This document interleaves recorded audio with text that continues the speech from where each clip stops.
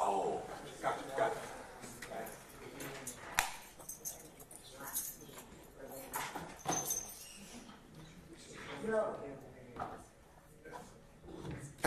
Oh, no.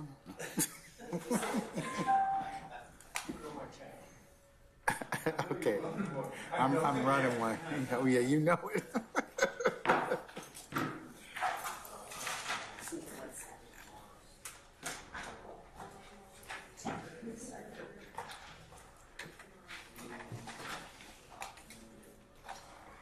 Everybody's present and account for. Thank you, sir.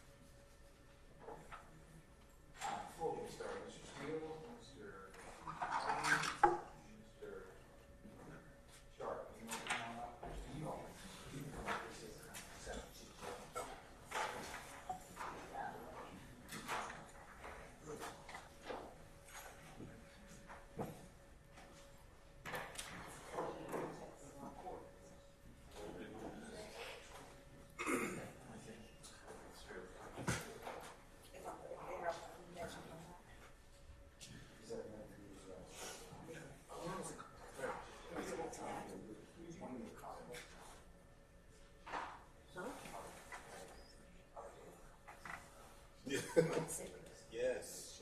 I know. I mean, I'm fine.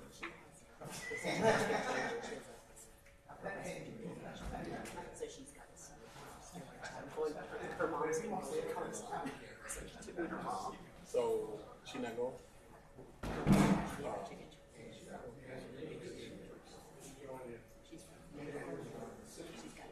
these things.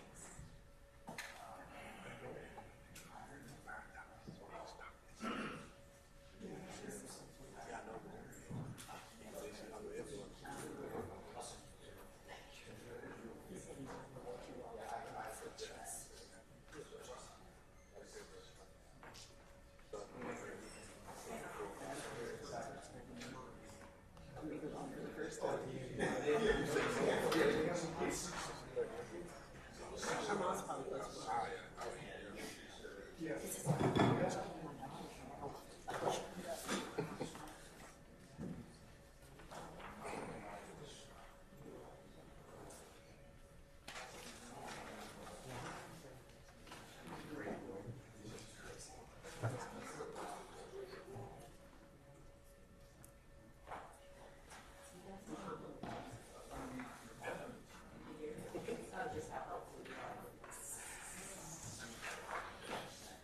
Yeah, they praised you guys.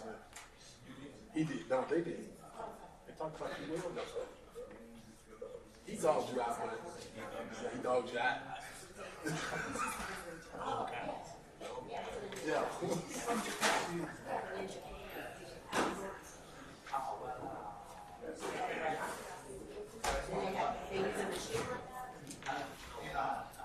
Yes, they use I see that.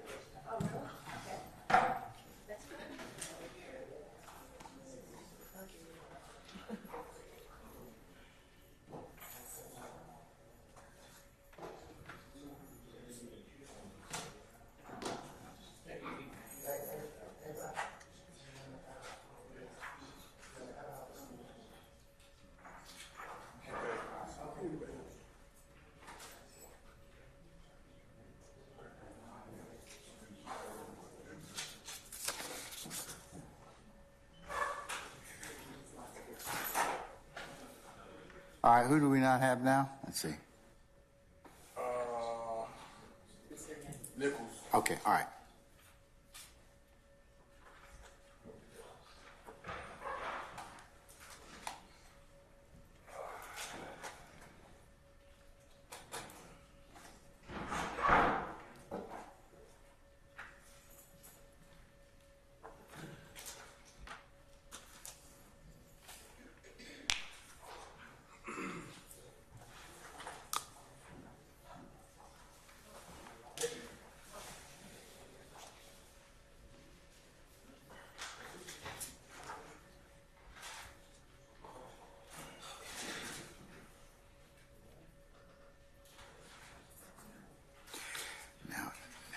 Christina.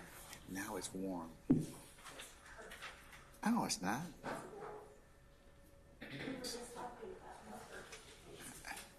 Who? Hot. Who thinks it's perfect in here?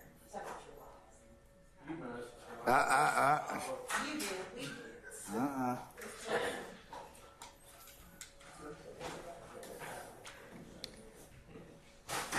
I told you.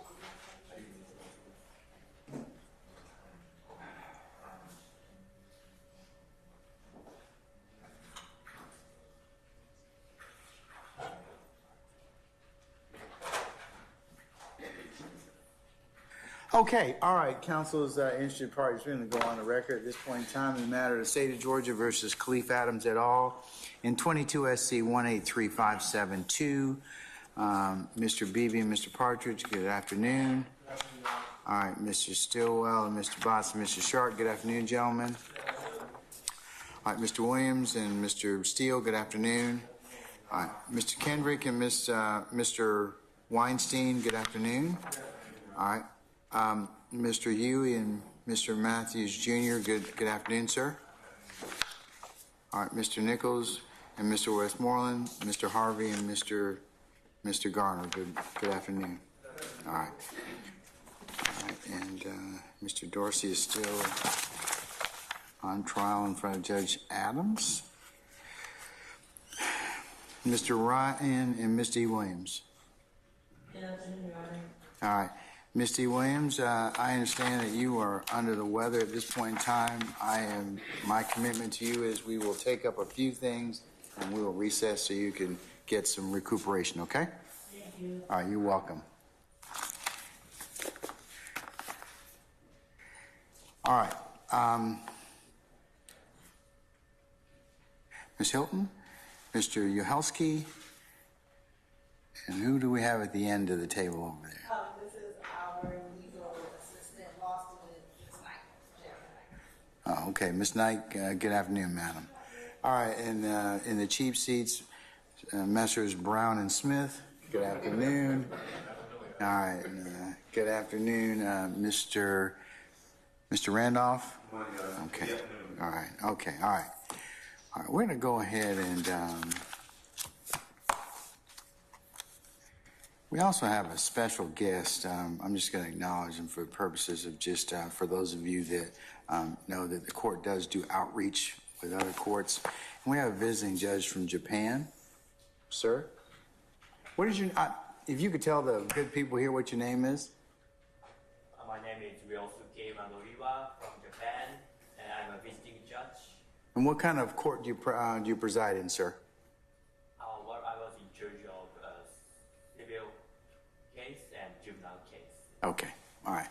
So, in our interest of learning about other courts and other cultures, our judge is going to be with us for a little bit to observe and probably see him over the course of the next several months. Okay. All right. Okay. So with that, Mr. Sharp, I believe that we have a few motions for Mr. Stillwell this afternoon. And I believe that I have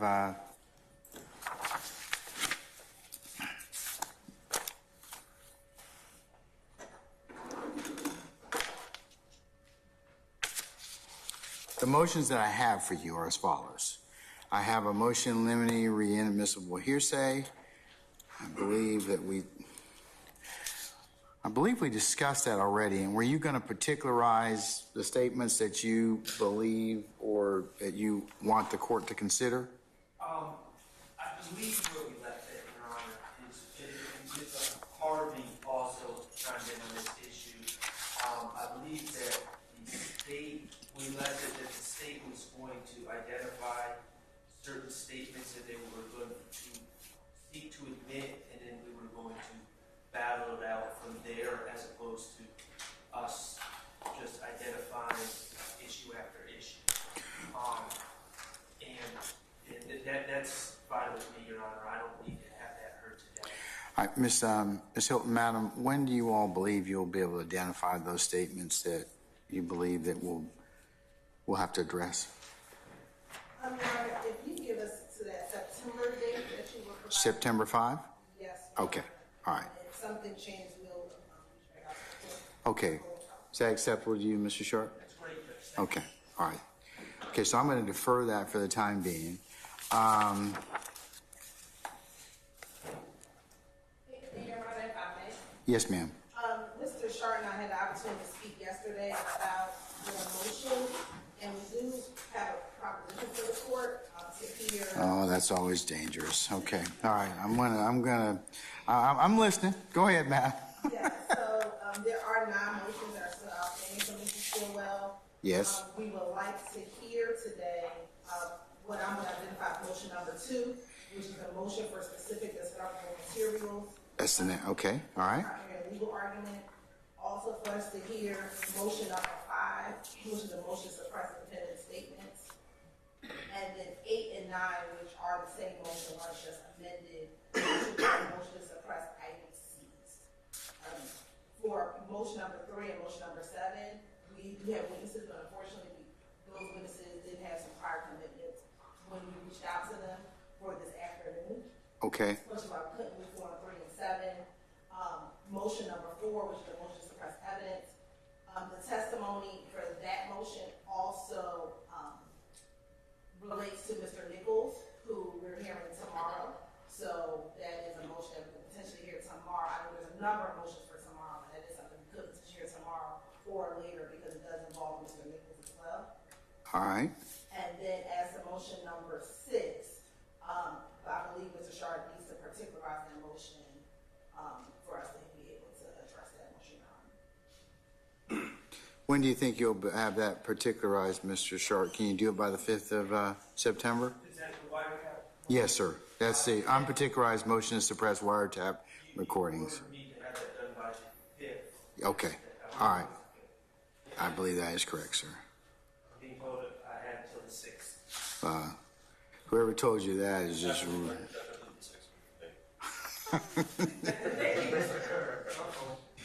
All right. Work for me. Come on now, man. All right, now. It's a 6, it's a 6.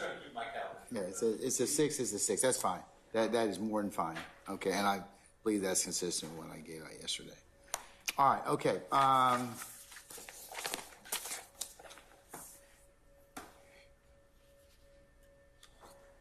Okay, let's take up Mr. Sharp, motion number 2, which is a motion for specific discoverable materials.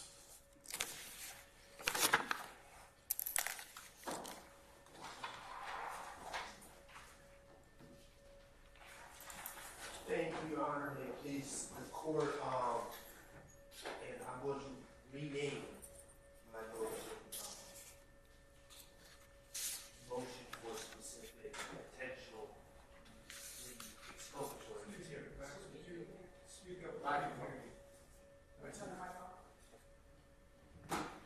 If you're going to rename your motion, sir, you probably need to do that in writing, but... Well, I understand. Okay, but will that fall under the umbrella of motion for specific discoverable materials? Yes. Okay. So I specifically asked for rough notes from various law enforcement officers involved in this case. The state has responded. I'm aware of specific case law that indicates that the discovery statute does not necessarily cover rough notes. However, Brandon v. State, which is a case that deals with the discovery and an officer's rough notes, does indicate that they should be turned over if there's another basis for which the defense is legally entitled. My interest in this case, as opposed to the average case, I ask for rough notes often, but in this case, it's particularly imperative to obtain the rough notes, especially regarding the death of Donovan Thomas on January 10th of 2015. Initially, in 2015, Detective Thorpe of the Atlanta Police Department, who was the lead investigator on that case, worked that case and sought warrants of 4 individuals on that case for the killing of Donovan Thomas. The state's theory has, and I'll say this also, Detective Thorpe's hand or typed notes and police reports aren't always printed out or compiled in real time, meaning they're summaries of past work that he updates. He seems to update every so often. That presents the opportunity to sanitize notes into a more coherent narrative. In this case, 4 individuals were initially arrested. But doesn't 1716-4, doesn't it exclude informal notes of law enforcement? I can agree that the case law indicates that, but... Okay, then why do you want their notes? Well... these aren't experts, right?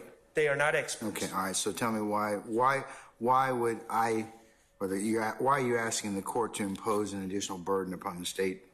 Well, to use those? To the extent that the state does not want to hand them over to the defense, I would ask that the state be ordered to hand them over to Your Honor for an in-camera inspection to determine the existence of Brady material in those handwritten rough notes.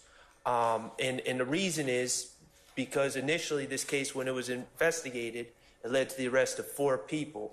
Only one of those people is currently charged with said crime, meaning that there's been a change in the state's theory, the change in what the state believes may have happened, and I'm concerned that the police reports do not portray the full investigation and the investigative leads that led initially in other directions. But isn't there case law which says that they don't have to retain their informal notes? Well, Your Honor, I don't... You cited me some case law to that effect, State versus Brown. Reciprocal discovery does not require law enforcement preserve everything associated with the case, including informal notes. And Your Honor, I don't know if the law may not require Detective Thorpe to maintain those notes, but at this point, I have no information to suggest that Detective Thorpe or other individuals involved in the investigation have not retained these notes. And what I'm asking Your Honor to do is to order that the notes be provided to you, Your Honor, for in-camera inspection, and then if there is Brady material that is either points to different leads or provides impeachment materials, then I would ask that we be provided with those materials. But the state has a duty to turn over those 2 categories of information already, don't they? Well, I don't know if the state has possession of those notes. So my question, is the state required to turn over those 2 categories of Brady materials anyways? They are, but I don't believe, and I could be wrong, but I don't believe they're under a duty to search for Brady material, and I wish... No, they don't. I wish to ensure that if there's something out there, it's presented before we try this case. Aren't you asking me to fish then? I'm not asking you to fish. Then once, I mean, if the statute, and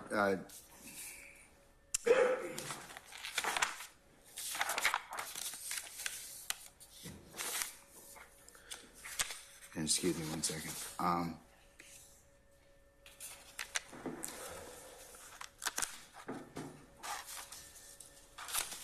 If the reciprocal discovery statute 1716(2) covers, doesn't require them to preserve notes, and they're not experts, and they would have a duty to turn over Brady as well as impeachment material. What exactly are you asking the court to do? You asking me to require them to, if they have them, to produce them? To you, Your Honor. I agree that we should not be allowed to quote unquote fish, meaning the defense attorneys. Oh, so you want me to fish for you? Well, Your Honor, in situations like this where we have a child, in other cases where we might have a child victim or a victim with mental health issues or things of that nature, the court orders medical records, psychiatric records, etc., to be provided to chambers. And There's a specific statutory I understand. Exception and requirement for the court to go through a certain protocol. You'd agree? I understand. Well, there's no protocol in this particular, in Title 17 for me to do this. And, you know, so, barring some other reason, I mean, so, other than you want to see if there's any additional Brady that the notes may provide you. And you want to see if there's some extra impeachment, or any impeachment, I should say, that might be in there. Yes, Your Honor. Okay, anything else? That is it, Your Honor. Okay. Who on behalf of the state is going to respond? All right. Mr. Uhelsey, go right ahead, sir. Thank you, Your Honor. I'll make this brief. I heard Mr. Sharp mention some rough notes by Detective Thorpe, and I also heard of some rough notes from ADA Sprinkle. And I heard that the name of the motion was retitled to include Brady, but the problem is, as Your Honor is aware, Brady doesn't even require state agents to retain their rough notes in the course of their investigation. That's Hambrick v. State, which is cited in the state's response. That's 175 Georgia Appellate 207-212. And Your Honor is correct, from what I heard, that the reciprocal discovery statute, by its own plain language, doesn't require disclosure of the type requested here when it comes to rough notes, either to the defense or via the court when it's a fishing expedition. And let me correct myself. You're right. 1716.4 is the reciprocal discovery statute. 1716.2 is the attorney work product. Which, Your Honor, in the applicability section says specifically, and this goes to Sprinkle's notes, which were just discussed, work product is privileged and it's explicitly excluded by statute. So under Georgia law, and you'll notice that I didn't see any case law statute cited in the motion itself. I didn't hear any cases cited other than the one that we cited to Your Honor in our response, Brandon v. State, which outlines the fact that neither Brady nor discovery requires disclosure such as that requested here, Your Honor. All right. I would respectfully disagree. Brady does require disclosure of exculpatory material. The question is essentially to what extent does the state, and I'm asking Your Honor to take an active role in this, to what extent are they required to find exculpatory material? And Your Honor, we don't have an answer about whether there are rough notes or not. And all I'm seeking is if we could determine if there's rough notes, and if there are rough notes, if we could determine if there's Brady material. And if the state said, as officers of the court, we've looked at all the rough notes and there's no Brady material, then I guess I would be stuck with that answer. But I don't believe anyone's made any efforts to inquire about rough notes, and Your Honor, without even looking at the notes, I don't know how anyone could determine if there's any Brady material or not. Okay, but what you're asking me to do, to direct the state to do, is to inquire as to whether or not they have rough notes. They don't have any rough notes. That Brady nor 1716.4 require that. I mean, for rough notes, unless they are experts or fall into a different category. So, and I mean, I believe, Mr. Shard, as well, that the continuing obligation that the state of Georgia has, as well as you have to well, the state in particular, for Brady material at any point in time on the continuum is ongoing. So if they unearth something that might be, or come across it while they're doing their prep for this court, this case, they'd have to turn it over to you. But I'm not going to necessarily require them to go and look at their rough notes, agents' rough notes. So I'm going to deny your motion. But I will remind the state, as I would remind everyone who's opted in a reciprocal discovery, you have a continuing obligation to supplement, you have a continuing obligation to turn over Brady and any other impeachment material, regardless if asked. So, Mr. Yahelski, if you'll go ahead and prepare a suitable order, you can send that to Mr. Shart and I'll look at it, okay? That's agreeable. Thank you, Your Honor. If you could have that done by the 5th, that work for you? That's more than enough. Thank you. Okay, all right, thank you, sir. All right, what's next, Ms. Hilton? Yes, Your Honor, we have the motion to suppress the defendant's statement. All right, is that argument? We have evidence, Your Honor. I'm sorry? He has to leave, so we'll see what happens. Okay, Motion to suppress the defendant's statements. okay, all right. Can you call that here, Flores? No, that's you. Can you give us a Flores?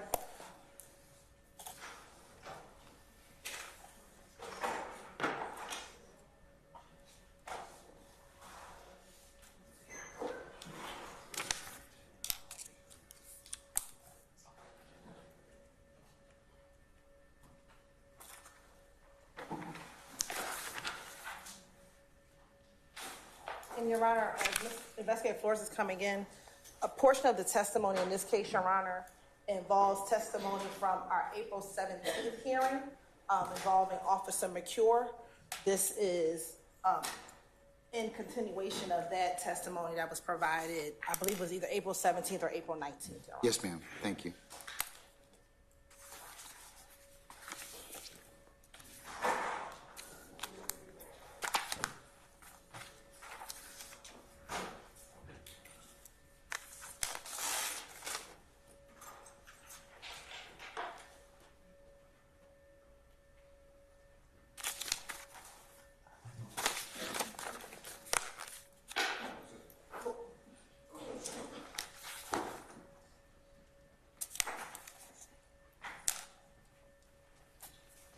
What's the name of your witness, madam? Nico Flores. Nico, Yes. officer? Investigator. Okay.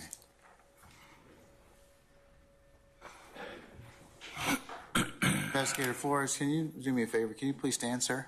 And face Deputy Ingram, be sworn as witness, please. You swear firm testimony you give the day, the truth, the whole truth, nothing but the truth? Yes. Have a seat, state, and spell your first and last name for the court, please.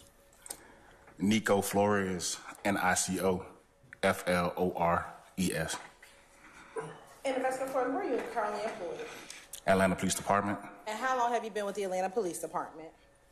since 2015. And if you could tell the judge about your current role with the Atlanta Police Department. I'm a detective in the gangs unit And how long have you been with the gang unit? since late 2019.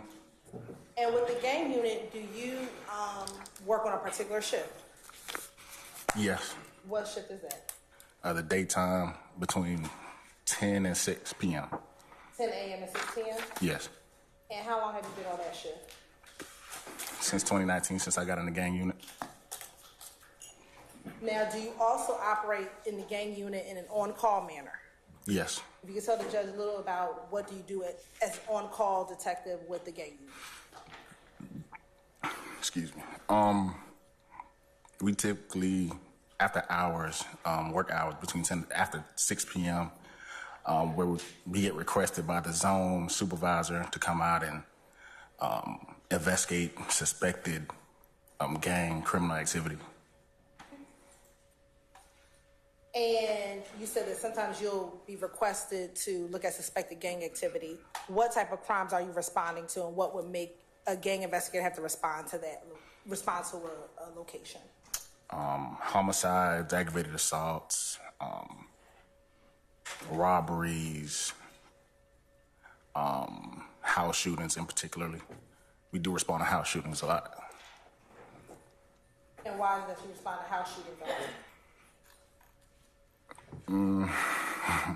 Because our supervisors believe that just not a typical ordinary individual's house would get shot up just for no reason. So it's suspected that it's possible criminal gang activity. Okay. Now, When you respond to a scene, say a shooting, what will you do when you arrive on the scene? We'll speak to the supervisor and the first on scene to get briefed on, what took place when they first got there and what witnesses or victims said. And do you at times speak to victims or witnesses on the scene? Yes. All right. I want to take you back to March 16, 2022. Were you still in this position of a gang investigator with the Atlanta Police Department? Yes. All right. And did you have the occasion to respond to 2830 Waters Road, Atlanta, Georgia? Yes. If you could tell the judge, what was the weather like that evening? It was nighttime. It was dark and rainy. About what time do you recall responding to the scene? About 2:30. Is that 2:30 a.m.? p.m. A.m. Yes, a.m. Sorry. A.m. in the morning? Yes. All right. Was it dark outside? Yes. All right. And were you on call? Yes. Why did you respond to that location? By the request of Sergeant Suazo, the Zone 3 overnight supervisor. Okay. And what happened once you arrived? I spoke to Sergeant Suazo. He briefed me on what took place when he first arrived. Okay. And what information did you have when you arrived on the scene? Basis. Your Honor, we are in a motions hearing, and some of this testimony was already given back in April of 2017. April 17th, 2023. All right.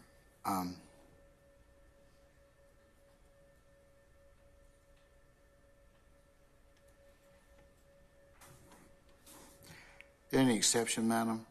Hearsay's a lot of preliminary hearings, but Effect on a listener, what he did once he responded. all right, I'll allow that. I'll allow that. Okay. Once you arrived on the scene, what information were you given, and what did you do in response to that? Sergeant Suazo advised me that they responded to a house shooting on Waters, and when they arrived, they attempted to make contact with any individuals on the inside. They knocked at their door, nobody came. But while looking through the window, they seen a foot, which, in fear of anybody inside hurt or injured, they made forced entry, and they located some individuals on the inside. Once you had that information, what did you do? I asked Supervisor Suazo who was the individual on the inside and where they at. And did he provide that information to you? Yes. Once he provided that information, who was on the inside and where they were, what did you do? At that time, he advised me there was one individual on the inside because they didn't have nowhere to seat him, and the rest of the individuals were in a patrol vehicle. Do you recall who was the one person that was inside? Yes, Cavante Battle. Now, specific to this incident, did you end up speaking with an individual by the name of Shannon Stillwell? Yes, briefly. Okay. Where was this individual when you spoke with him? In the back of a patrol car. And when you went to go speak with him in the back of a patrol car, can you describe how he was seated in the car once you went to the vehicle? He was basically slouched backward into the chair. Yeah, he was like slouched backward into a chair, like on his side, basically. He was detained at the time in handcuffs. Basically, I just got his demographics, first, last name, date of birth.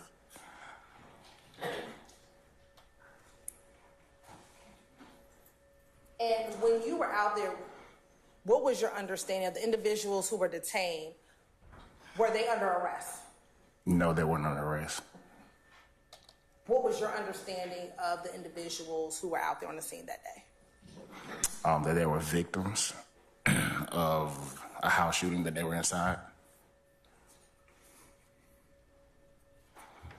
Now, when you responded out there as a gang investigator, did any other gang investigators respond out to this? Yes. Investigator Dabney with the Atlanta Police Department, and investigator Marissa Viverito. And at the time, where was investigator Rita working? At the Fulton County DA's office. Now, did you record or have your interaction with Mr. Stillwell recorded? Yes. Have you had an opportunity to listen to that recording? Yes. Y'all have permission to approach? Yes, ma'am, you may.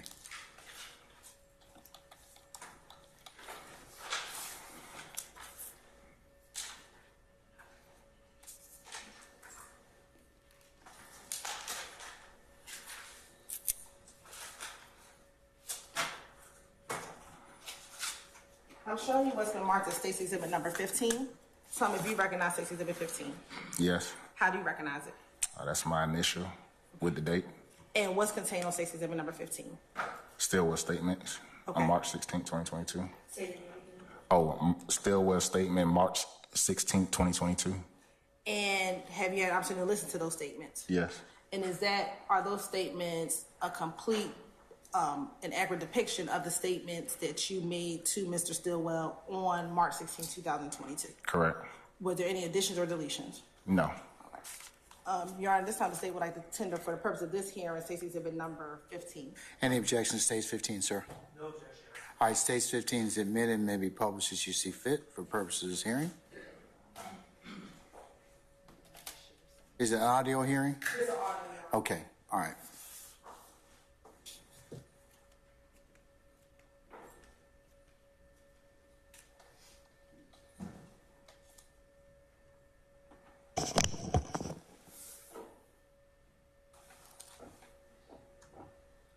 Mr. Kent, do we have permission to share?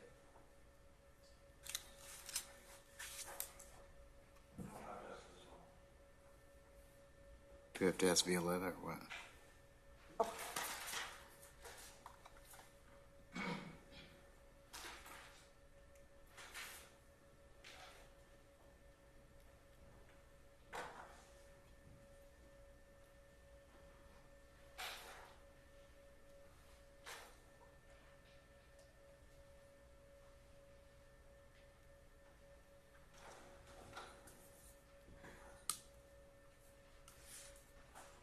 While we're waiting,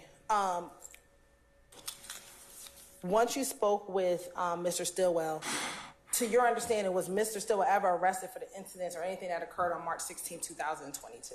No. Okay. And to your knowledge, was he free to leave that evening? Yes.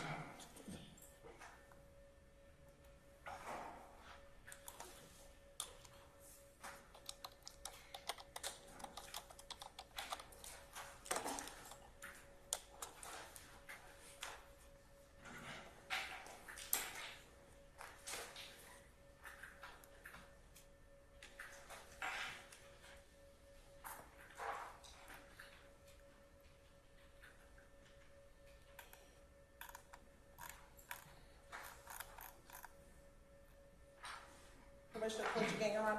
You may, madam. I'm going to show you what's been marked as State's Exhibit number 4. Do you recognize State's Exhibit number 4? Yes, ma'am. How do you recognize State's Exhibit number 4? That's Shannon Jackson. Is that on the night of March 16, 2022? Yes, ma'am. Is that how you found him in the car when you went to go speak with Mr. Stillwell? Yes, ma'am. All right. Your Honor, this time State would like to Tennessee Exhibit number 4 as evidence. Any objection to State's 4? State's 4 is admitted for purposes of motion. May be published as you see fit.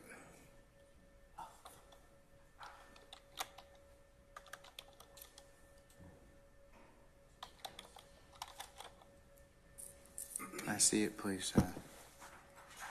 Thank you.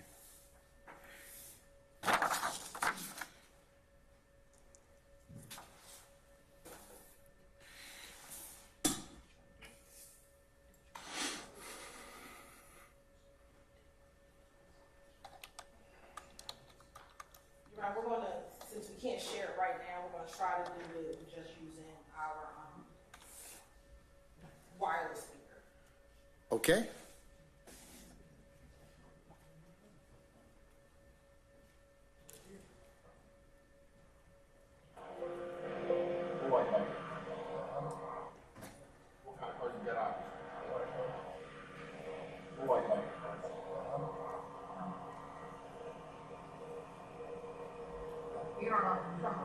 What y'all got going on over there? Well, you pull up and start a shooting. Right, but when you got there, they started shooting something.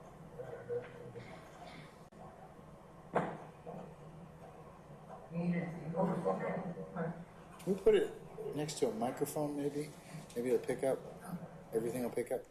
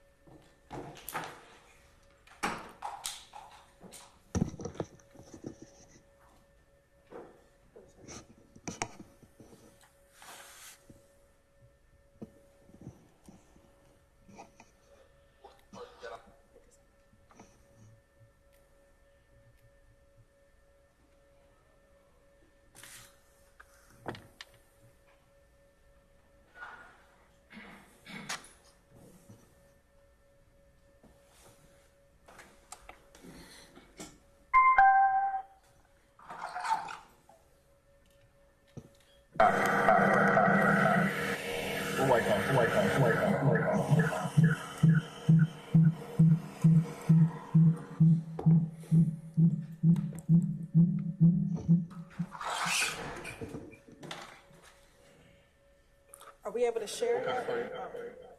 I think you might be able to now. Mr. Kearns went upstairs to see if we could get it done, get that done. Okay. Your Honor, we can publish this. Oh, I know, mutual.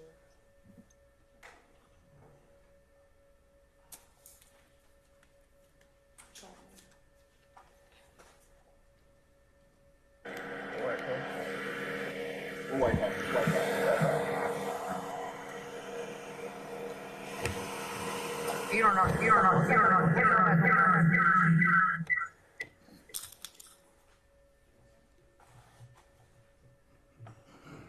Honor, we can publish this to the next one.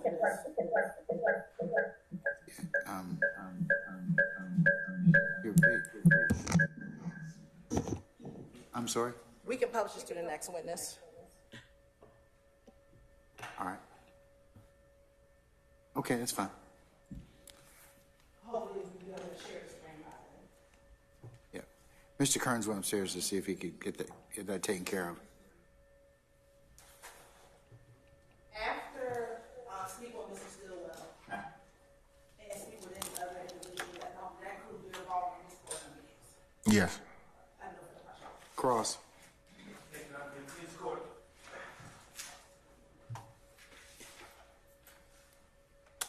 Good afternoon, sir. How you doing, sir? Investigator for us? Yes. My name is Matt Shard. I represent Shane Still. Nice to meet you. Nice to meet you, sir. Just a couple questions. First, did you write a report concerning your involvement in this case? No. I didn't write a report, no. Say that again. I said, no, I didn't write a report. Now, you saw a medical journal. Yes, you may. States for Here you go.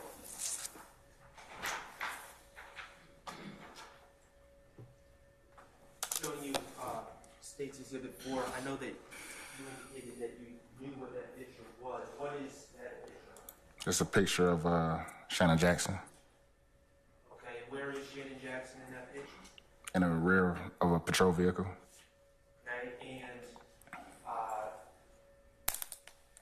are his hands free to move? No. Like I said earlier, he was in handcuffs. Okay, so in that picture, he is in handcuffs. Correct. In back of patrol. Correct. Now, who placed him in the back of patrol? Responding officers? Okay, so you did not place him. No. Did he, to your knowledge, did he choose to go to the back of the police car? I'm not sure. I wasn't there. To your knowledge, did he choose to be handcuffed? Excuse me? Did he choose to be handcuffed? I'm not sure I wasn't there. Alright, so you weren't there for the placing of Mr. Stillwell in handcuffs and placing him in the back of the patrol car. Is that fair? That's fair.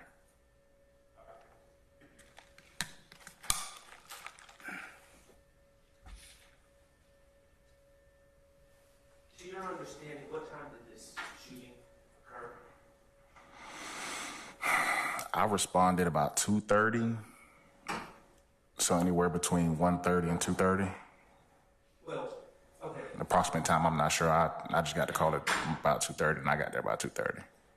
I got the call before 2:30, and I arrived at about 2:30. Okay, so I'm going to ask you to be a little bit more specific. As specific as you can. You're saying that you arrived at approximately 2:30. Correct. Okay. And you received a call when? Maybe about 2 p.m. 2 a.m. Sorry, 2 a.m. Okay. And was your understanding that you received the call after the individuals had been located in the house? Correct.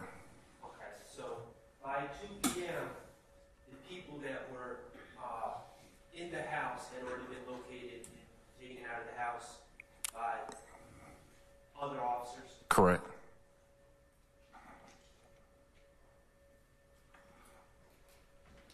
But we don't know how long before 2 p.m. No, I'm Or no. 2 a.m. Yeah, I don't know.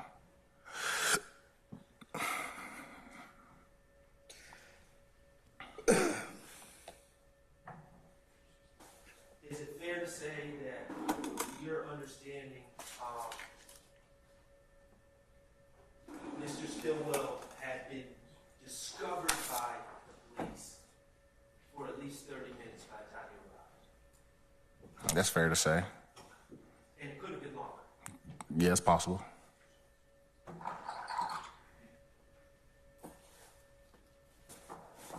Did you take that picture Yes. with your cell phone? Yeah, my city issued cell phone at that time. Is that how you recorded the interview as well? Correct. And what time specifically did you take the statement from Mr. Stillwell? I don't remember the specific time.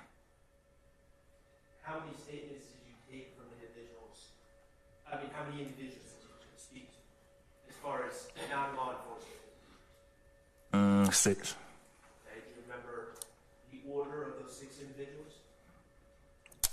It was Cavante Battle, Miles Farley, Demekion Garlington, Shannon Jackson, Cortez Arnold, and Craig White was the last one. And for purposes of the record, when you say Shannon Jackson, refer to Shannon Stillwell. Yes, we have aliases on. So you arrived at, and you also spoke to law enforcement before you spoke to any individuals, correct? Correct. All right, so you spoke to law enforcement and then at least 3 other individuals before Mr. Jackson, correct? Correct. All right, and those other interviews, how long would you say that interview with Mr. Jackson or Mr. Stillwell was? Not long at all, less than, on my part, less than 30 seconds, but just recorded. Yeah, my interaction with him like less than 30 seconds. Were some of the other interviews with the other individuals longer than Longer than 30 seconds? Nah, maybe Miles Farley, but he spoke for a longer period of time, correct? yeah, longer than 30 seconds.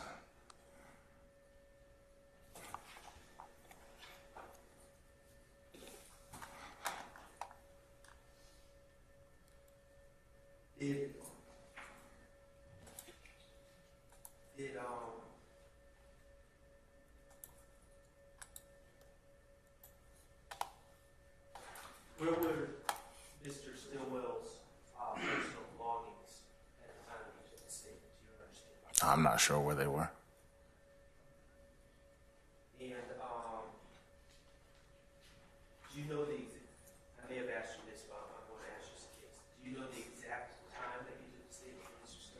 No, I don't know the exact time. And prior to taking the statement from Mr. Stillwell, did you Mirandize Mr. Stillwell? No.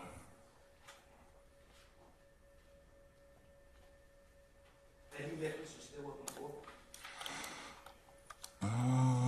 Not personally, no, but I investigated some incidents. Have you ever dealt with him as an individual person to person? No. All right, thank you. I have no further questions. All right. May we permanently or temporarily excuse Officer Flores? Investigator Flores. One quick question, Your Honor. Why didn't you Mirandize him? He wasn't under arrest. I'll object. That's actually for the court to decide. And I agree with Mr. And it is for me to decide that, but Mr. Steele interjected, it's not his yeah, motion. it's not your motion, but yes, I will take that in the proper context. All right. May we permanently or temporarily excuse him? We can, permanently excuse him for For the purpose of the motion. Do we able to get, Mr. Kern's, the,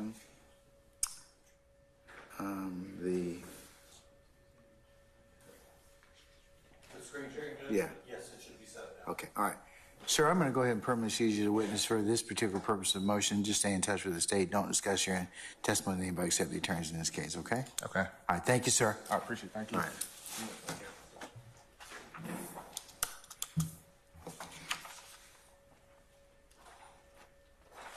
All right. You have another witness, madam? Yes, Your Honor, we'll call Investigator Marissa Viverito to the stand. Hey, Your Honor, Investigator Viverito has testimony related to both this motion and the next motion. Can we just keep her on the stand for both, or do you want me to? Let's just deal with this right now. I think I'm gonna separate. As soon as we're done with this witness, we're probably gonna complete. Okay. It's, as I promised Mr. Williams, we're gonna cut it short, okay? Yes, Your Honor. All right.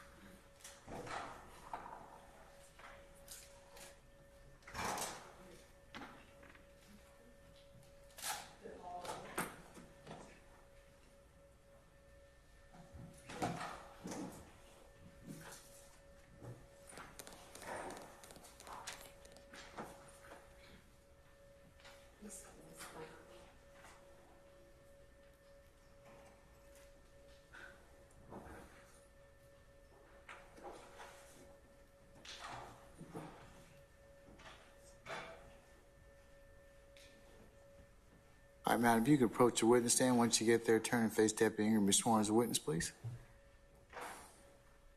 You raise your right hand. You swear affirm testimony to give the truth, the whole truth, and nothing but the truth. I do. Have a seat. State and spell your first and last name for the courts, please. My name is Marissa Viverito. That's MARISSAVIVERITO. And good afternoon. Good afternoon. Where are you currently employed? I'm currently employed by the Atlanta Police Department And how long have you been with the Atlanta Police Department? since February of this year. And what do you do for the Atlanta Police Department? My position is actually the first of its kind for the Atlanta Police Department. Under Chief Sherbaum, it's what's called an investigative gang analyst. So it's a hybrid between a gang detective and an intelligence analyst, kind of focus on complex multi-defendant gang cases. Okay. And prior to your current role at APD, where were you working? The Fulton County District Attorney's Office. And how long were you with the Fulton County District Attorney's Office? Since May of 2021. And what were your job duties and responsibilities? When I first started, I was a senior investigator in the gang unit, and then I became a lieutenant with the high-profile case unit. Okay. Now, during your time let me ask you this. Prior to working at the Fulton County District Attorney's Office, what were some of your other positions? I was assigned to the GBI Gang Task Force as an investigator. I'd also previously been assigned to the Atlanta Police Department's APEX unit, which stands for Atlanta Proactive Enforcement and Interdiction, where we would work on what's called VRO targets, violent repeat offenders.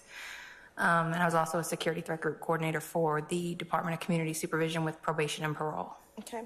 Now, during all of your work experiences, and as your time as an investigator with the Fulton County District Attorney's Office, in any of your other roles, did you have the case to investigate the organization or enterprise known as Young Slime Life or YSL? I did. And when did you first start investigating or becoming familiar with this organization? I became familiar with it probably around 2013 or 2014, back when in the beginning stages. I wasn't like extremely familiar with it, but because I had a good understanding of the 30 Deep Criminal Street Gang, that's how I became familiar with them. Okay.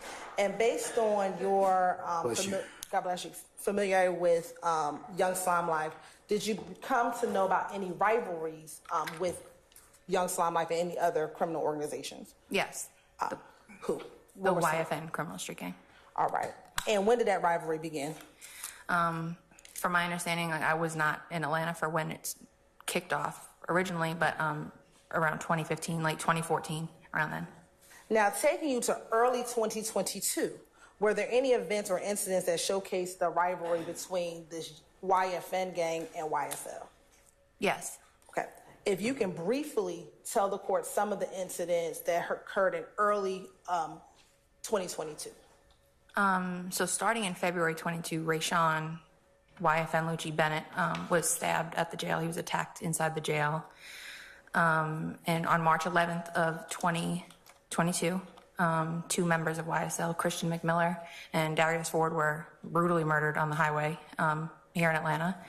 And then shortly after that happened, I don't even think it was 24 hours, the 12 Atlanta grocery store in Summerhill, which is a stronghold for YFN, was shot up, and a gentleman who's an associate of YFN was shot in the head. Shortly thereafter that, there was shootings involving some of the defendants here today on Cleveland Avenue.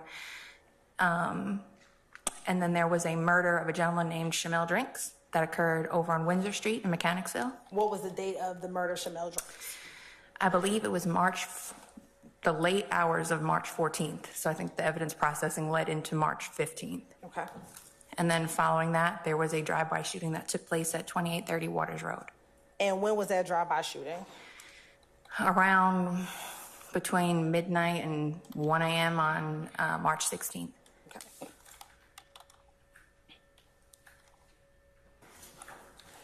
Now, between March 14th, the murder of Shamel Drinks, and on March 16th, the shooting at Waters Road, were you aware, first with Mr. Shamel Drinks at the time, if he was affiliated with YFN on March 14th? So when the murder first occurred, and I heard the name and I saw a photo, I did not recognize him as somebody I knew to be associated with YFN. And in the early morning hours of March 16th, between 12 o'clock and 1 o'clock a.m., at this point in time, were there any suspects to the murder of Shamel Drinks on March 14th? No.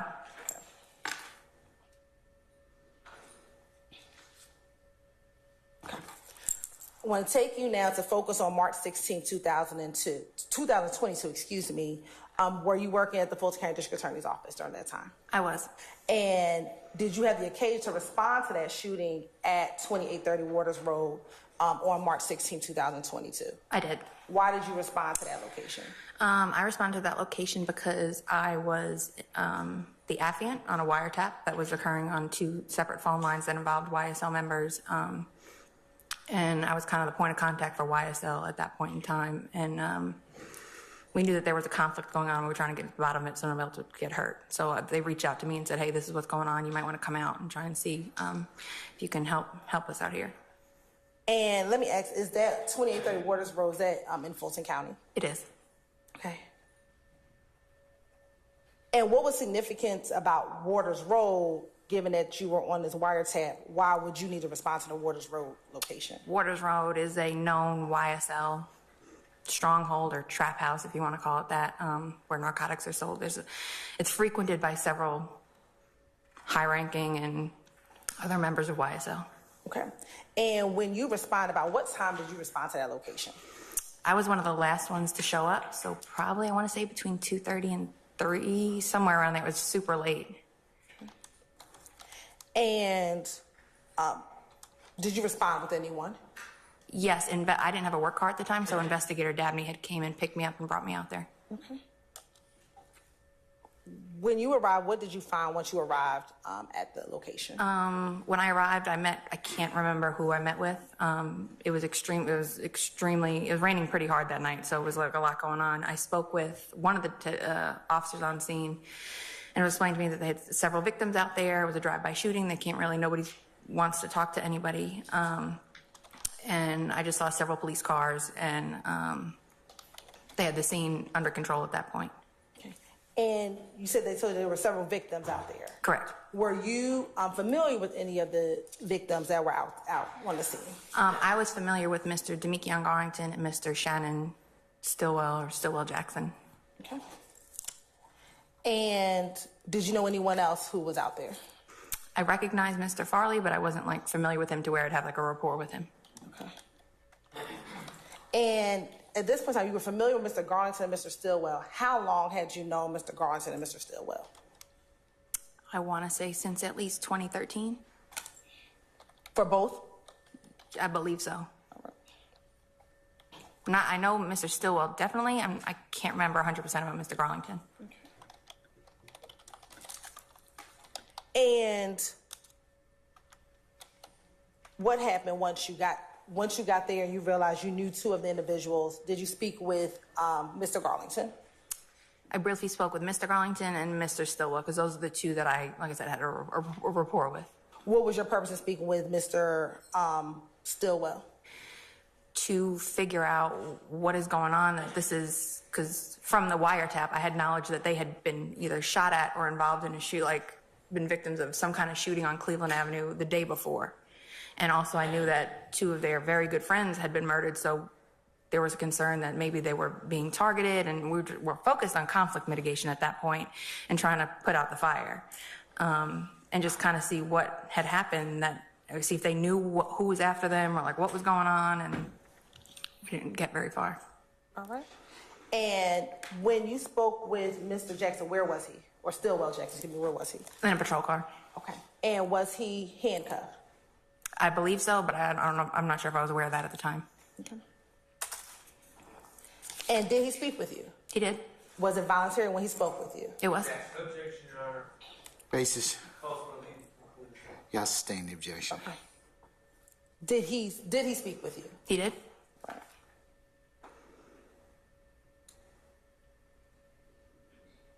And have you had the opportunity to listen to that call today? I have. You have permission to approach? Yes, ma'am, you may. Shirley was already been admitted, Stacy Exhibit number 15. Tell me if you recognize Stacy Exhibit 15. Yes, and those are my initials. Okay. And is this the statement that you that recorded your interaction with Mr. Stillwell Correct. on March 16th, 2022? Trial and publish. You may, madam.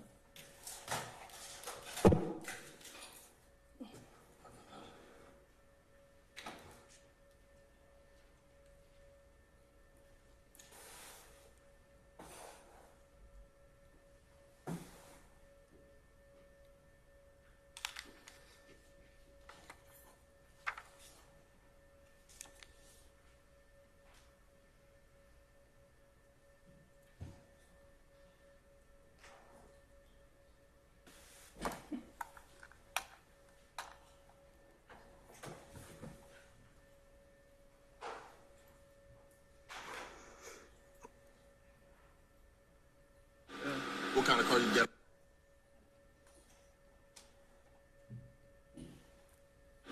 What kind of car you get out? A white car. What white car?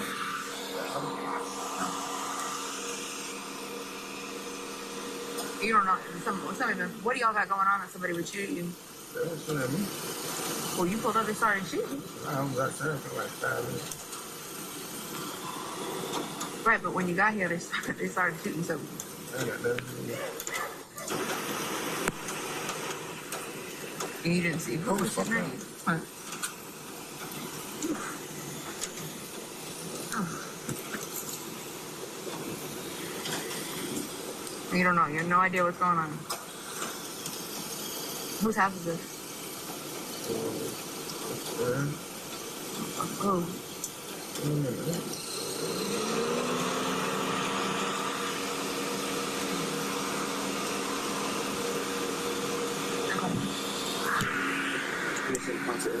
Yeah.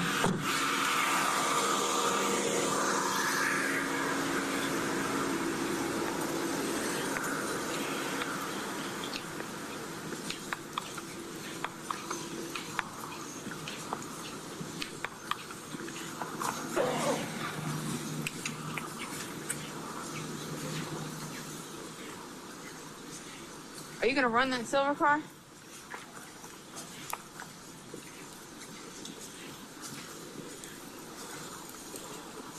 I don't know, wait on LT.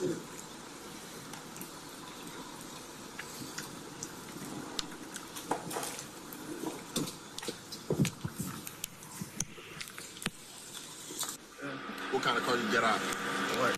Now, and listen, some of it was kind of mumbled. Was Mr. Stillwell able to provide you any information that would help you in figuring out who may have shot at the home on March 16th? No. Okay.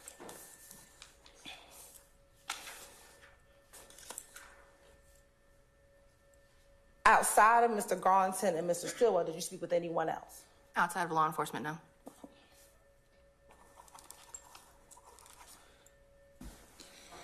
While you all were out there, did anyone get any search warrants to search the home or anything of that nature? No, they were victims. We didn't have any reason to get a search warrant at that point for anything.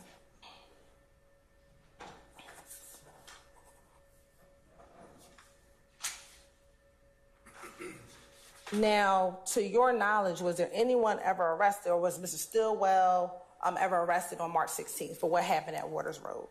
No, he was not to my knowledge.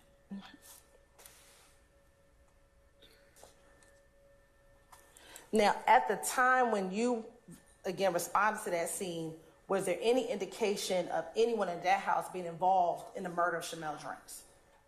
No, and I had not even spoken to anybody like I said, I was running that wiretap, so I was like living in the wire room, so I had not spoken to anybody about that case or had a chance to even learn the facts really about that case from a detective or anybody else that would have suspect information.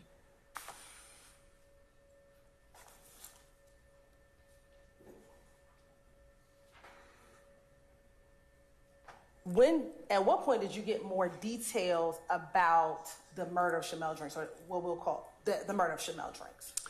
So after I left Waters Road, I went home, went to sleep, came to work the next day, and I stopped by the homicide office to actually speak with Detective Kevin Leon-Packer. I stopped by Kevin's desk he was helping me with something, and it just so happens that Detective Hogan sits in front of Detective Leon-Packer. And Detective Hogan is great. Whenever he has a case, I always volunteer if he needs help with anything, especially when it comes to gang stuff, because he will ask for help with stuff like that. So I said, hey, Hogan, I know one of your cases may have like a gang component from some of the social media I've seen. Do you need any help? And Hogan was like, he's like, I'm just stuck. I have these 3 suspects in this car. He's like, maybe you can look at the video and help me out. So I sat there for a minute while he pulled it up, and then that's when he pulled up the video and showed me these clips from his video, which featured 3 males and a vehicle. So it was after you responded to the March 16th shooting at Waters Road that you learned about any further detail about the homicide of Shamel Drinks? Correct. Okay.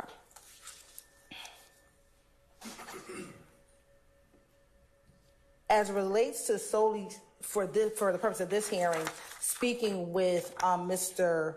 Jackson, was it only this interaction that we heard on the audio today? Correct. Right. I have no further questions, Your Honor. Cross. Thank you, Your Honor. Good afternoon, Investigator Viverito. Good afternoon. Just to be clear, you spoke of meeting with Detective Hogan and looking at a video. That was a video of just gentlemen at a gas station, correct? Correct. There was a surveillance video from both the interior, I think, and exterior of a gas station, yes. Right, so it was not a video of a crime being committed? No. Okay.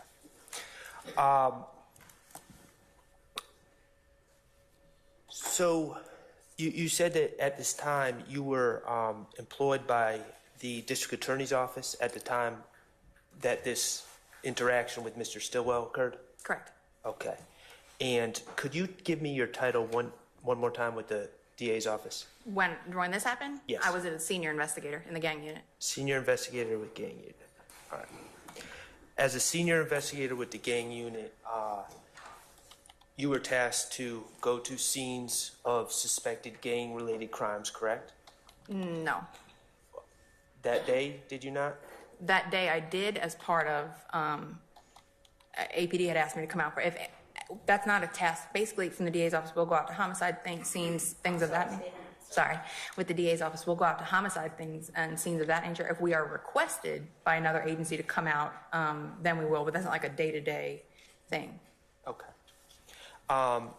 As senior investigator of the gang unit, you also have access to gang databases with the DA's office?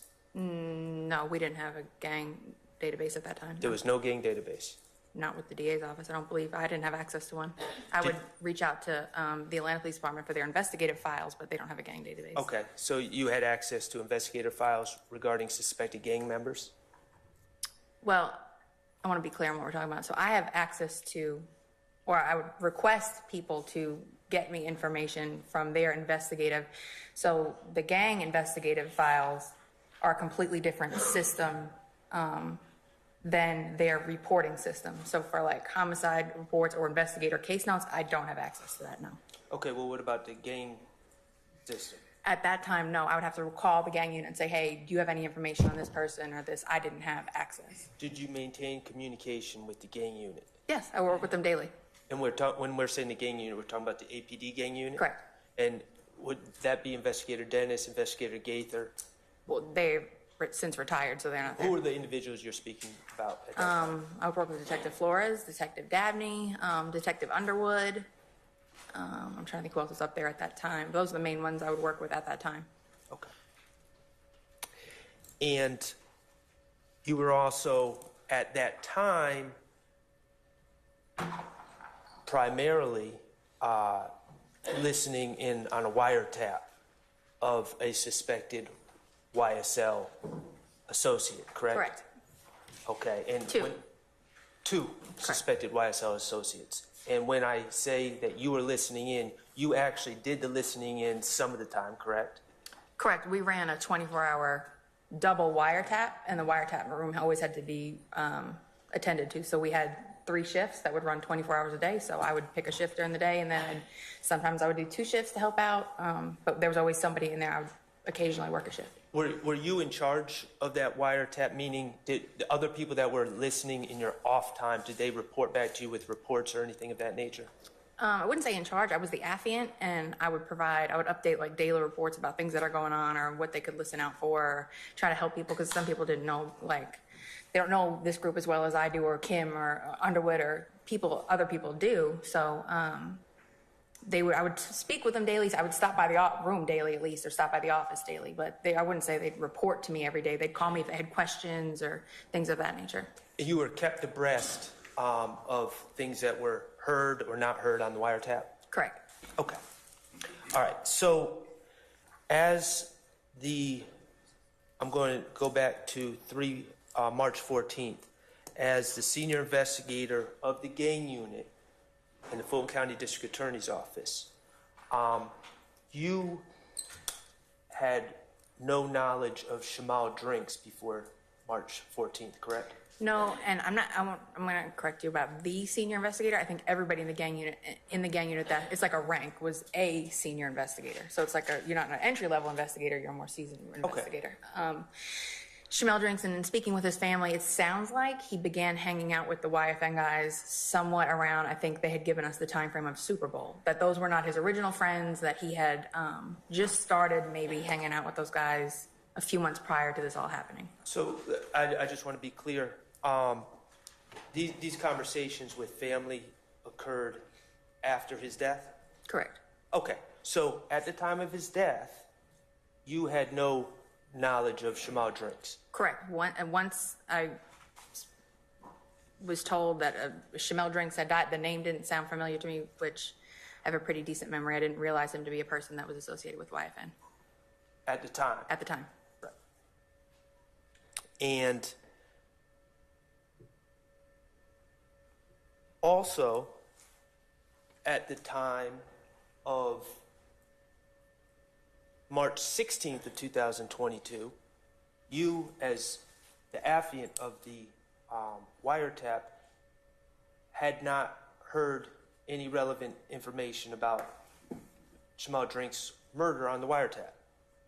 I don't know. I can't tell you when we started hearing bits and pieces on the wiretap, but as far as like when the murder happened and the day or so following, I didn't hear it. And then nobody had reported to me. I checked in with the monitors and nobody had reported it. I didn't hear anything about it. So we didn't think there was anything wrong. Okay. Now,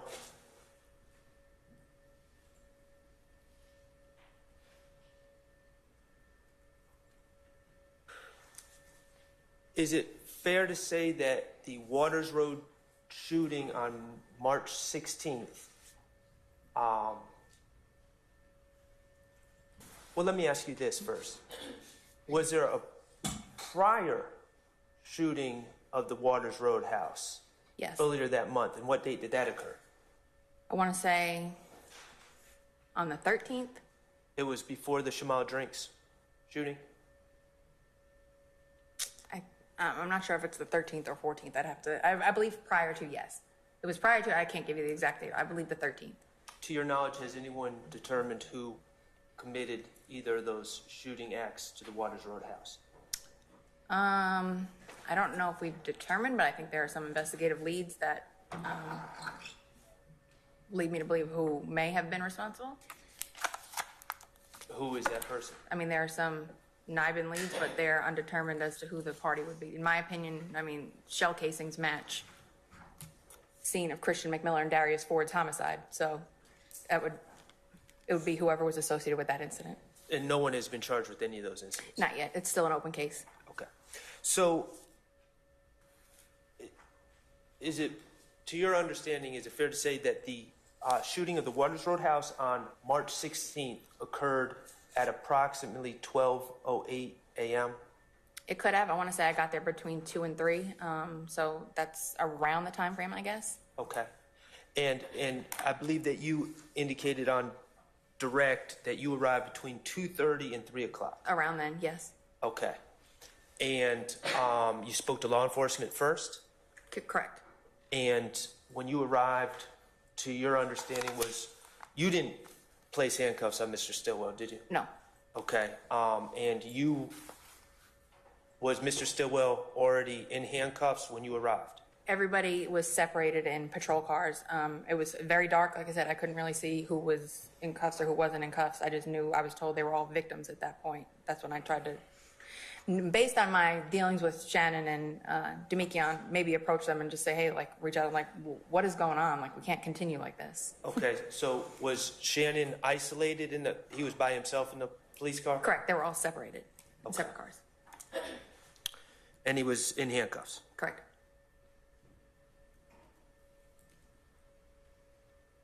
Do you know the exact time that you began asking Mr. Stillwell questions? I know it was raining pretty hard that night. I was exhausted, so I got it right when I got there. I spoke to law enforcement. Like I said, I think maybe, I can't remember who I spoke with. They kept saying they're all victims. There's drive-by shooting. Nobody's being cooperative at this point. So it was shortly after I arrived. I don't know the exact time. Was Mr. Stillwell present when those officers told you that they're all victims? He was in the car, but I don't know what had happened prior to me arriving. Okay, so when you say he was in the car, he was not present for that conversation that you're speaking of? Correct. Okay. With other law enforcement? Correct. And did you Mirandize Mr. No. Stillwell?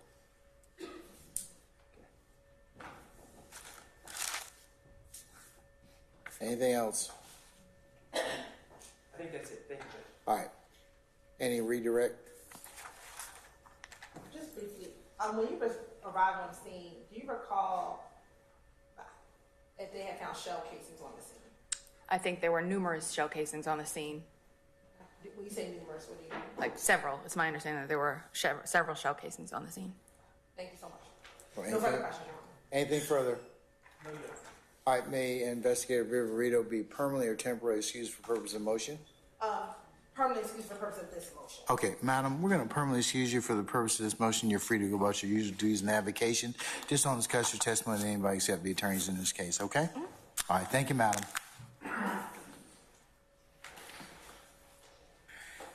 State have any further witnesses? Not for this motion. For the purpose of the motion, do you rest? Yes, Your Honor. Okay. Any evidence or witnesses for purpose of motion? All right. You rest, sir? Yes. Okay, argument this time. Statement versus argument. All right, go right ahead, sir. Your Honor, there's a few things that are undisputed regarding this case or this statement. Okay, what statement was actually made? My understanding is, and I understand that the sound isn't the best here. It's not. Because I'm still trying to figure out what statement was made. Mr. Stillwell puts himself at the house at the time of the shooting. I believe he says he ran into the house, and he says that he arrived in a white car that was in the front yard. Okay, all right. And so, Your Honor, the things that I don't believe are disputed are Mr. Stillwell gave a statement that night. Mr. Stillwell gave that statement while sitting in the back of a police car. Mr. Stillwell was in handcuffs at the time he gave that statement, and Mr. Stillwell was not Mirandized. He was a witness, though, wasn't he? Well, that's for you to determine, but typically... Well, no, I mean, that's what was testified to. Well, I'd like to think... Witness, he wasn't a suspect, because a suspect would require Miranda at that point in time. Oh. So, isn't that the distinction? The label, but the label that the police put on someone is not what answers the legal question. The question is, from an objective person in Mr. Stillwell's place, would he view himself as being free to leave? I would hope that if I was victimized in Fulton County, the police, their first move would not be to handcuff me and put me in the back of a police car. That is odd. That is irregular. And I don't know why he was placed in the handcuffs. If he's not a suspect, I don't know why he was placed in the back of a police car, isolated from everyone else. If he was not a suspect, and Your Honor, I asked about the timing of this. I think it's clear that Mr. Stillwell, from the testimony today, we don't have a definitive timeline. People did not write reports, but I think it's clear that this was not just a momentary placing of Mr. Stillwell in the back of the police car. Mr. Stillwell, from the evidence, I believe it indicates that Mr. Stillwell was in the car for approximately 2 hours. And he's there in handcuffs. I don't think it was 2 hours, maybe 30 minutes or something. Well, I think, with all due respect, I think we're being, if we say 30 minutes, we're being overly kind to the police because... Well, that's what Investigator Flores said during his testimony. So he said where did you get the 2 hours? He said he arrived 30 minutes after being called, and he was called at an unknown amount of time after Mr. Stillwell was placed in the police car. So how do we know he was in the police car for 2 hours, well, as your proffer to me? Well, Officer McCure previously testified. I do not have the transcript in front of me. I am going by the timing of his report, which I believe he testified to the time of the shooting previously. His report says it occurred at 12:08 a.m. We've heard Investigator Viverito indicate that she arrived between 2:30 and 3 o'clock. So maybe I'm being too kind by saying 2 hours. But he was in the back of the car for a significant amount of time. So you telling me question I'm supposed to look at the objective facts that this is an interrogation, basically. To determine custody and whether Miranda is required. That's the totality of the circumstances. It's an objective standard is applied. The question being whether a reasonable person in a defendant's situation would have believed that he was physically deprived of freedom of action in a significant way. The State v. Brandon, 222 Georgia Appeals 372, 1996. I don't know what could be more deprivation of freedom of action than being placed in the back of a police car, isolated and in handcuffs. He's clearly not free to go. And I assert that he was placed there for a significant amount of time. That's not how quote-unquote victims or witnesses are typically treated. And he should have, and I'm not saying that they can't do these things. All I'm saying is, if you're going to treat a victim or a witness this way, and you want to get a statement from him, at least Mirandize him first. That's all I'm saying. So that would go against all the circumstances where the police just need to get information from somebody and they need to determine, well, what's going on with a particular circumstance. Okay. It doesn't look like your client was identified by law enforcement as a suspect at that time, correct? Well, I'm going to say that You is answer my relevant. question. Answer my question. Was he identified as a suspect at that point in time? I can't speak to what the officers thought, but I don't believe I don't believe that there's been testimony that they viewed him as a suspect, but they treated him as a suspect. And that's what matters, because it's from his point of view, the objective person in his point of view, and I believe it's very reasonable. Well, I mean, I have some concern about being in the back of a police car, handcuffed to the back, as a victim. So okay, thank you. So I'm going to ask the state about that, because that's something that bothers me.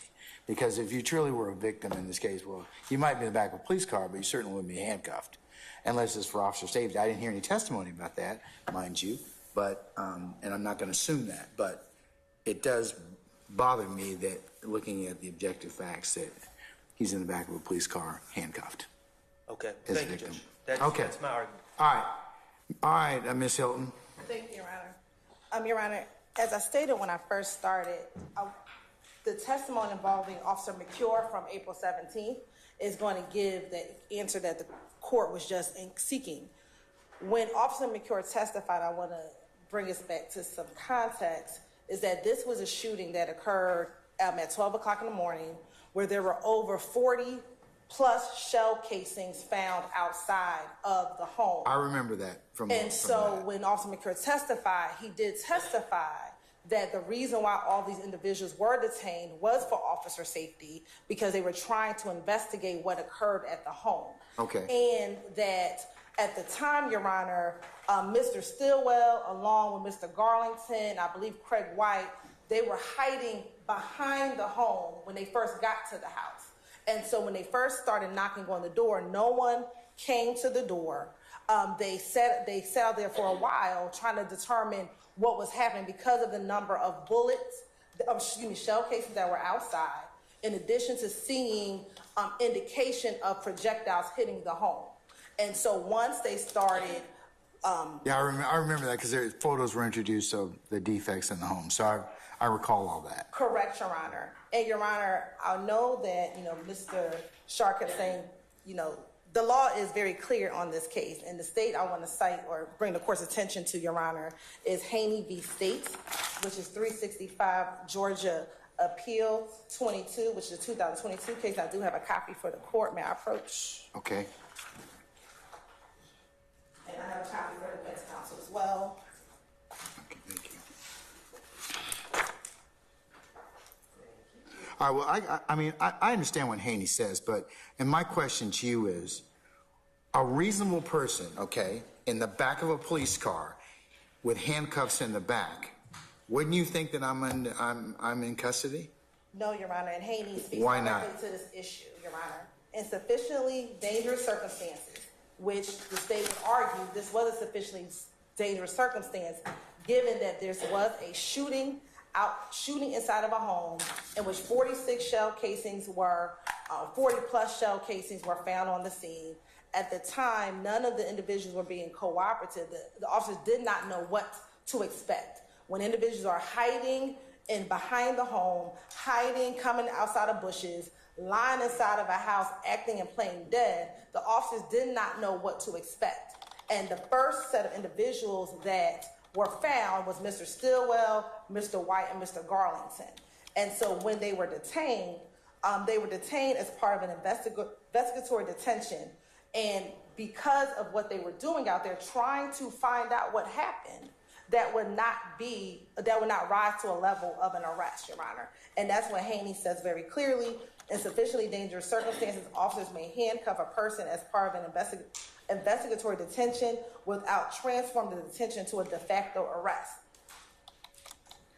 The defendant in Haney was handcuffed for purposes of officer safety after law enforcement officers had just heard shots fired on the property, but Haney was explicitly told at the time that he was not under arrest and the handcuffs were for both officer safety and his home.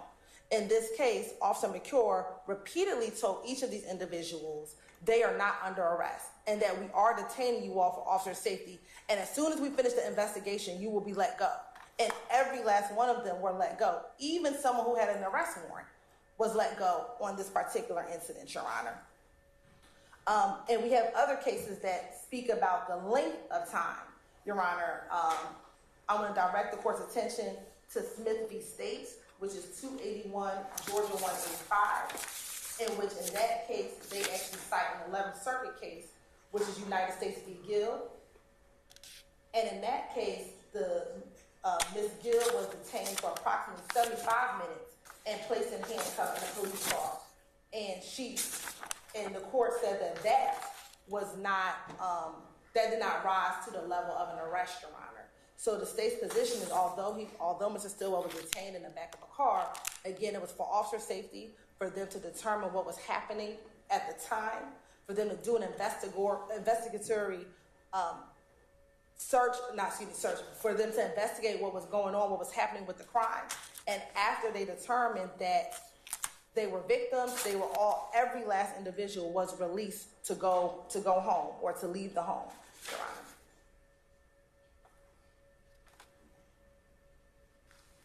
And Miranda is only to be administered with someone who is in custody by formally being arrested or restrained to the degree associated with a formal arrest. And that's just not what the case was here, Your Honor. All right.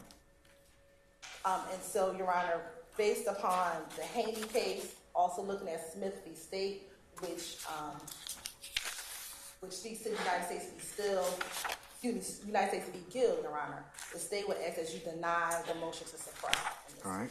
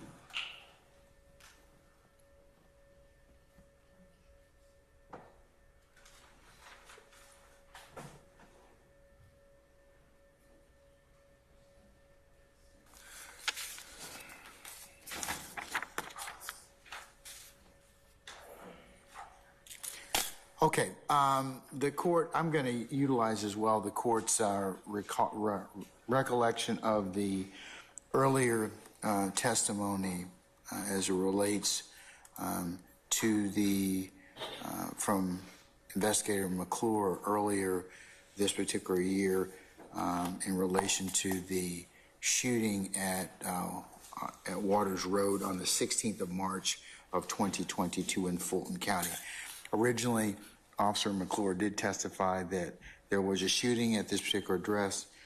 There were a number of shell casings found on or near the location, many defects in the home itself, which the court, in fact, saw pictures of it, and then also defects in vehicles outside the residence at that point in time. Officers at that point in time did in fact make contact with various individuals, to include Mr. Stillwell. Believe that they were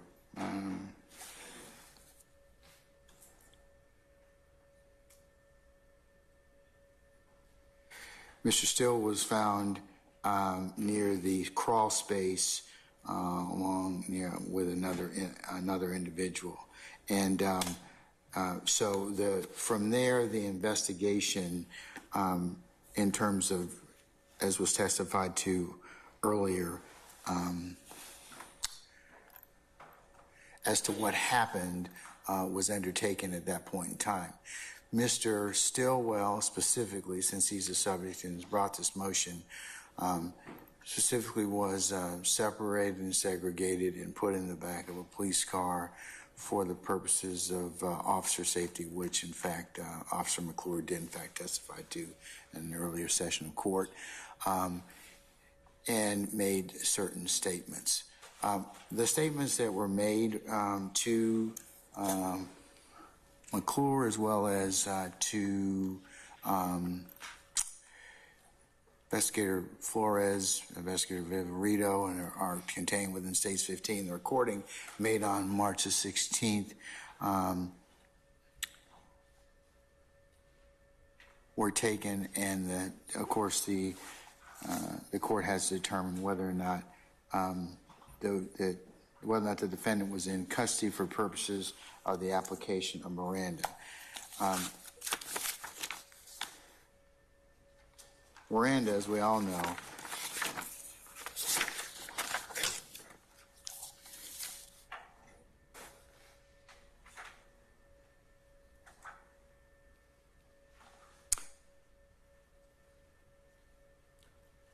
and Mr. Stillwell was placed in the back of a police vehicle for officer safety, as I mentioned earlier, and he was told he was being secured only to ensure the safety of everyone at the residence, and he identified him. It was learned that Stillwell was a victim of the shooting, and the officers agreed. The state's assertion is that a reasonable person in Stillwell's position would not have felt that he was under arrest at any point in time, in the date in question. And that's what the court has to resolve. If the statements made by Stillwell, which he made to officers in responding to the shooting, would be admissible if Miranda is not required.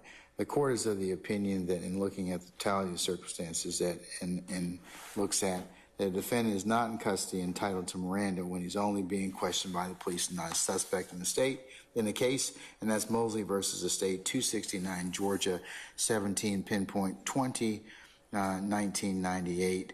And he wasn't a suspect of the shooting of the Waters Road residents. The case under investigation when he spoke to the police on the 16th of March of 2022. Therefore, Miranda would not be applicable in the circumstances, even though he was in fact segregated, even though he was placed in handcuffs, he was in the back of a police car. He was in for officer safety at that point in time. So given also the state's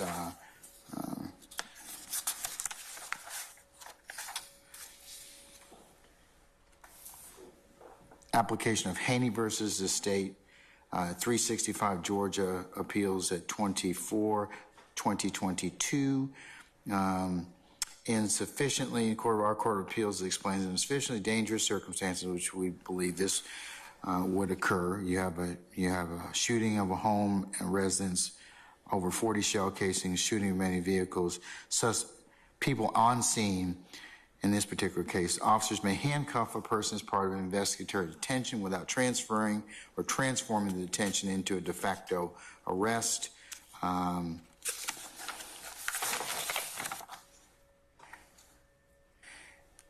in this particular circumstance, that's what the court is of the opinion. Under the circumstances of the case at hand, this court finds that a reasonable person would not have felt that he or she was under formal arrest at that point. As a result, any statements given by Mr. Stillwell made at that time were admissible in the absence of any Miranda warnings. So that is the decision of the state, of the court. Ms.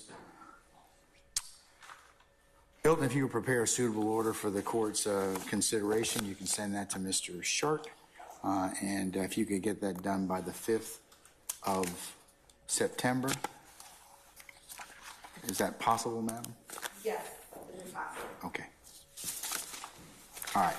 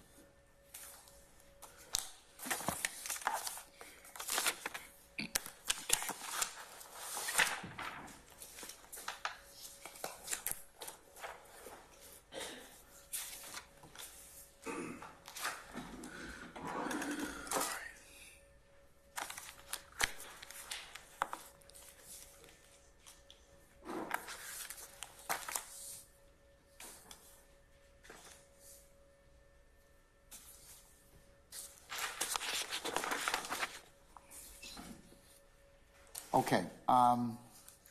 Consistent with my earlier statement, since one of your colleagues is not feeling hot and given that it's almost 3:20, I think we're going to conclude for the day at this point in time. So Mr. Sharp and Ms. Hilton, we'll go ahead and continue. And Mr. Sharp, we'll take up, let me just make sure I have all the what happens when you have a lot of pieces of paper.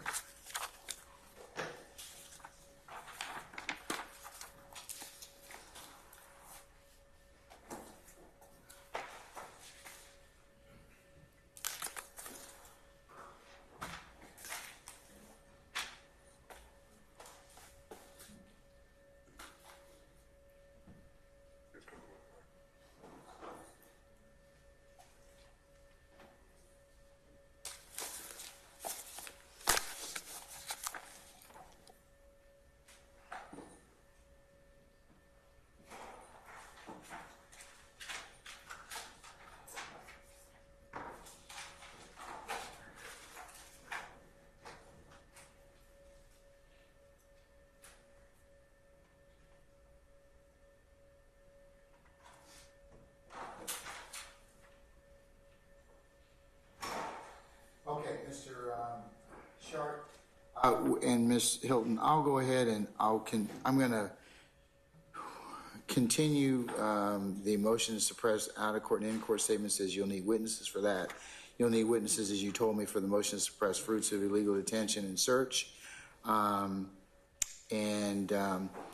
unparticularized motion to suppress wiretap should be done, Mr. Sharp, before the 6th of September. And is 8 motion to suppress item C's, is that related to your other motion to suppress the fruits? And then is the amended motion to suppress also related, sir, to that one, the original motion filed to suppress? There's a motion to suppress evidence stopped from a overt act, prior act, and then the amended, and there's another motion to suppress that was amended regarding. Okay, you got one with Mr. Nichols. You got several motions to suppress. You have one with Mr. Nichols, and I believe that we'll take that up with if the witness is available tomorrow. You've got another one. You got a motion to suppress the fruits of illegal detention and search. That needs witnesses. You've got another motion to suppress item C's, and you've got another motion, amended motion to suppress item C's. So the second motion to suppress, we began to hear evidence, then we stopped. Which one is that one? motion to suppress fruits of the legal dispute. Okay. Okay, so we need to, that needs a witness. We need to continue the witnesses that was, So it was two witnesses. We heard from one witness, Officer Ledesma, and then we needed to hear from a second witness, Kandakai, who's now with the Sheriff's Department. okay. All right, so we'll have to call witnesses on that one.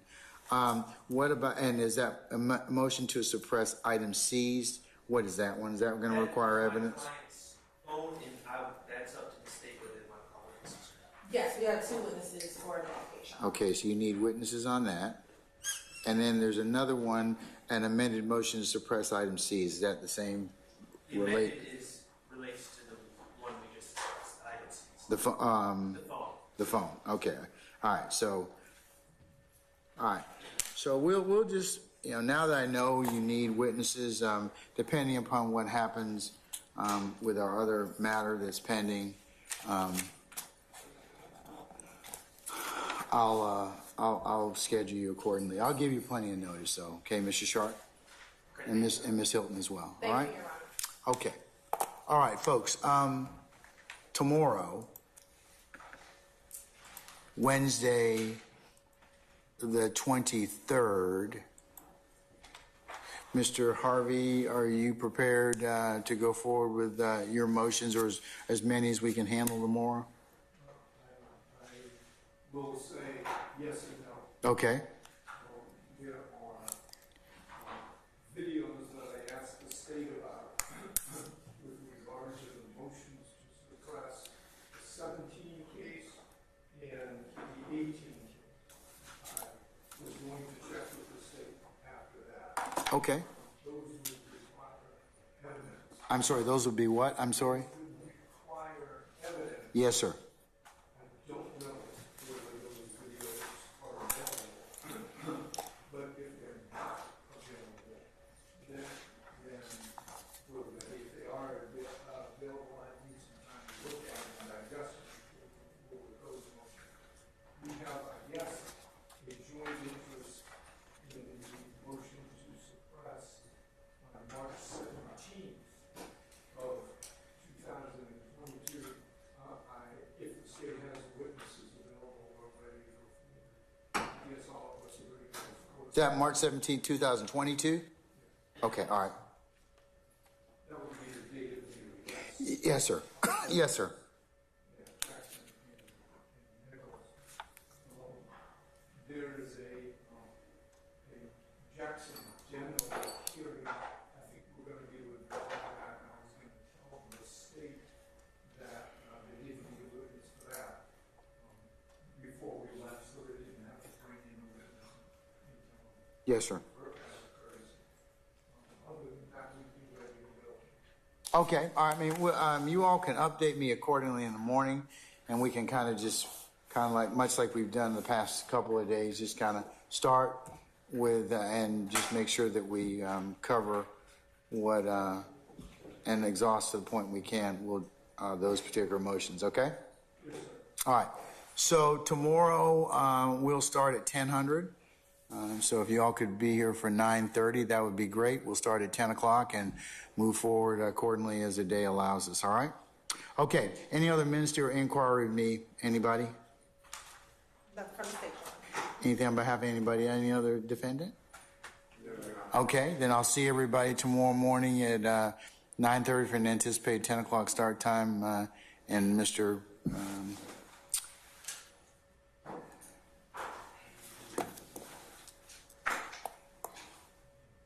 Harvey, and we'll go ahead and, as I said, we'll take stock in the morning. You and the state can kind of brief me or update me on what you want to cover. Okay.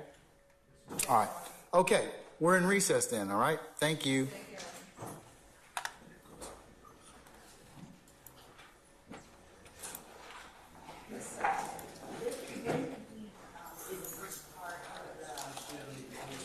I think it was April 17th. April 17th, I have what we just did, but the second one, you said, I think all the same day. I think all